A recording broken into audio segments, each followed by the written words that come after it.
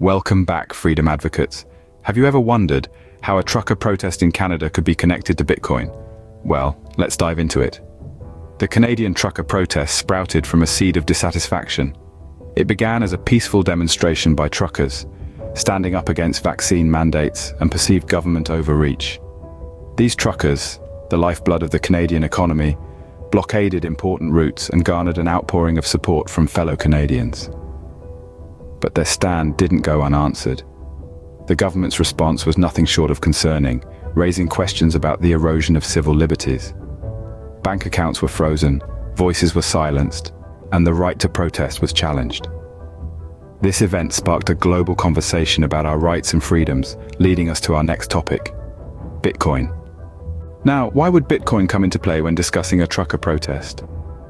The answer lies in the concept of financial sovereignty. In our traditional financial systems, our money is always under the watchful eyes of governments.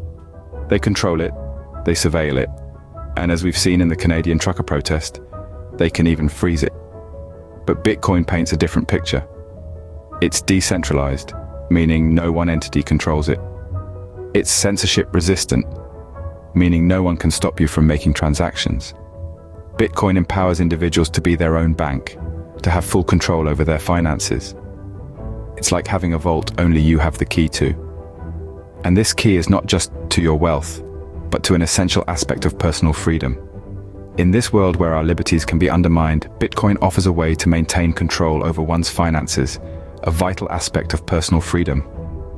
But how does Bitcoin relate to freedom of speech, you may ask? Well, let's take a look at the Canadian trucker protest. Many supporters of the protest found themselves in an alarming situation when their bank accounts were abruptly frozen. This swift action by the authorities served to cut off funding to the protests, effectively silencing the voices of those involved. This situation underscores the vulnerability of our traditional, centralized financial systems, where governments and financial institutions hold the power to control and surveil our financial activities. This power can be used to suppress dissent and curb freedom of speech, as we've seen in Canada. Enter Bitcoin. As a peer-to-peer digital currency, Bitcoin sidesteps these centralized systems. It ensures your right to control your finances, and by extension, your right to voice your opinions. Because with Bitcoin, your money is yours alone, untouched by government control or censorship. And that's why Bitcoin's decentralized nature makes it a powerful tool for protecting our right to speak freely.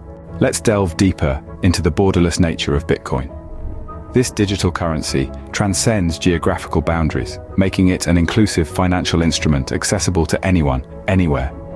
Whether you're in the heart of a bustling city or in the remote corners of the world, Bitcoin is there for you. This universality of Bitcoin is its strength, especially in times of political unrest or economic instability. Imagine a lifeline that is always within your reach, one that empowers you to protect your wealth and access financial services, irrespective of your location or situation. That's the power of Bitcoin. It's not just a digital currency, it's a financial sanctuary, a beacon of hope, a tool of empowerment. The Canadian trucker protest serves as a stark reminder of the need for financial freedom and independence. Bitcoin helps us safeguard our assets, preserve our privacy, and maintain control over our financial futures. Remember, your financial freedom matters.